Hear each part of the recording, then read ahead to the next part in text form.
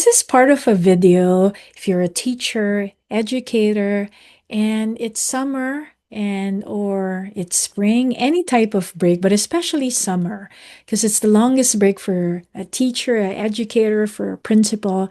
This is for you when you feel guilty. Now it's time to rest, but it's hard to rest. And not only that, we talked about that in the video before this, but also not feeling guilty about rest. So let's talk about that. Just know by the end of the video, there's also a short journal prompts for you. All these for free. All you need is a pen and a notebook. So let's begin. Where did this start? That we are feeling guilty for not doing anything, even though you've been doing so many things. As you know, as a teacher, you serve as the psychologist, the nurse, everything all rolled into one. So thank you for what you do. I'm Roanne the Guia-Samuels. I'm a licensed psychotherapist. I'm doing this playlist because my first career was actually I was a kindergarten teacher.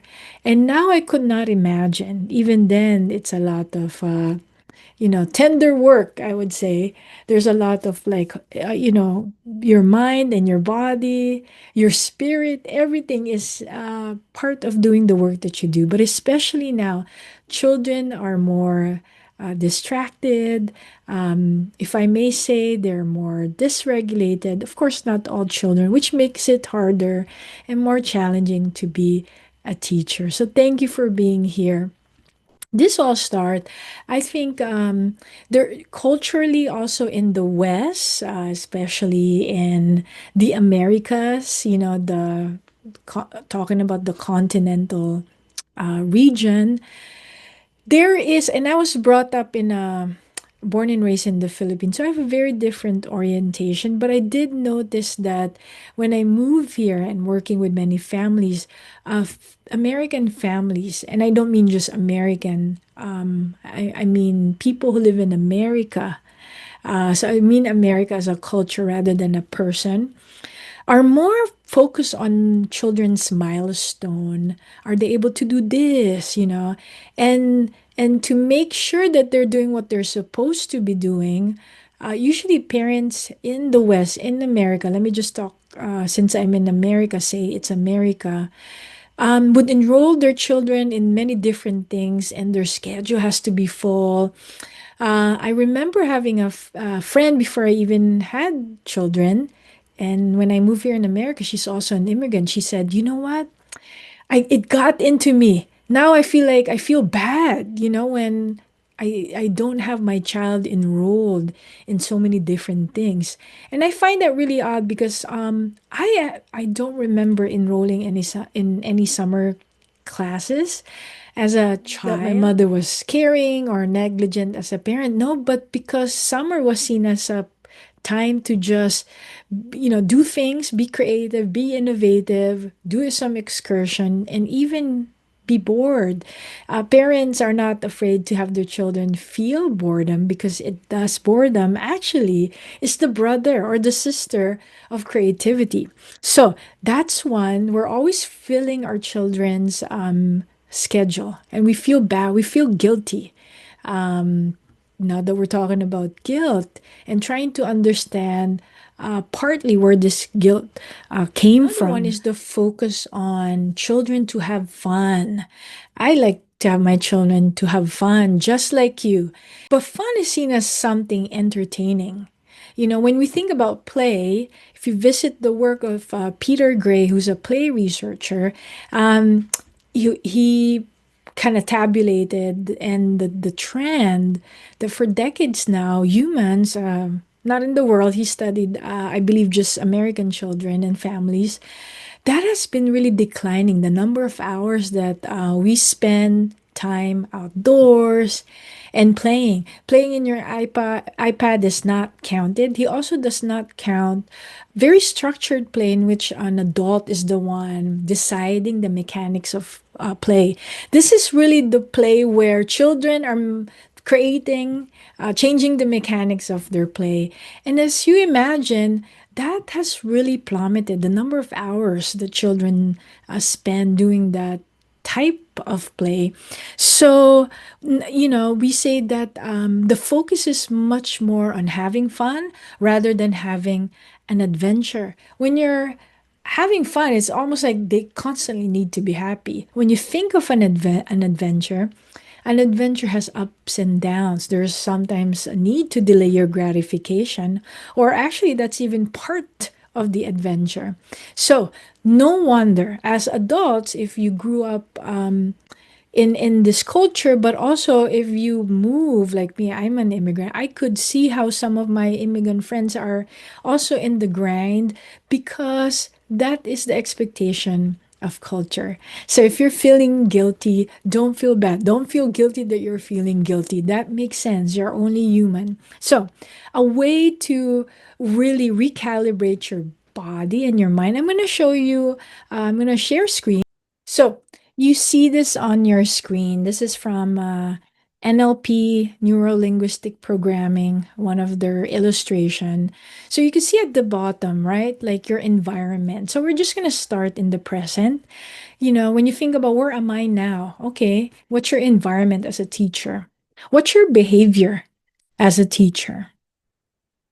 What are you good at? And if that's hard for you to figure out, what would other people say you're good at? And based on that, what is important to you? Okay, and what do I expect? What are you expecting based on your values and beliefs? How you behave, how other people behave? What do you expect you would that you deserve? Then that leads to who am I? This is the creation of your identity.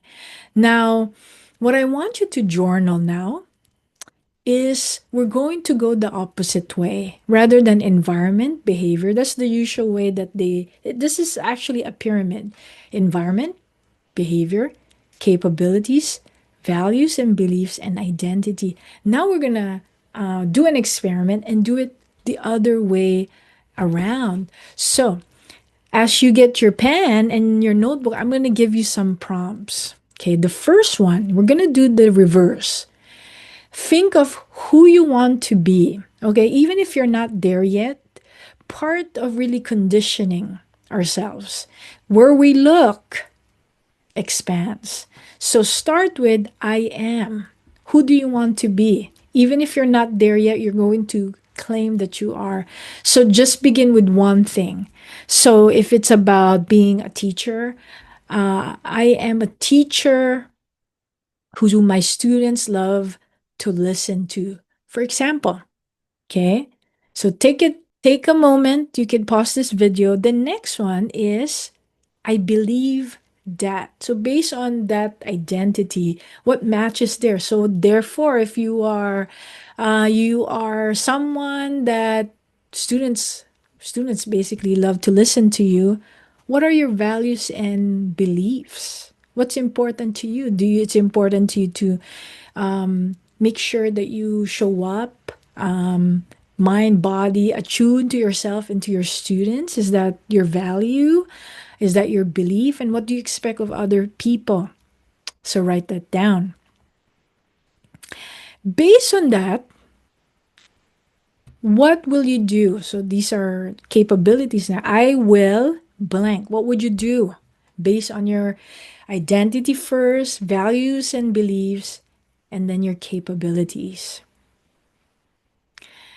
Now, I'm playing between capabilities and behaviors.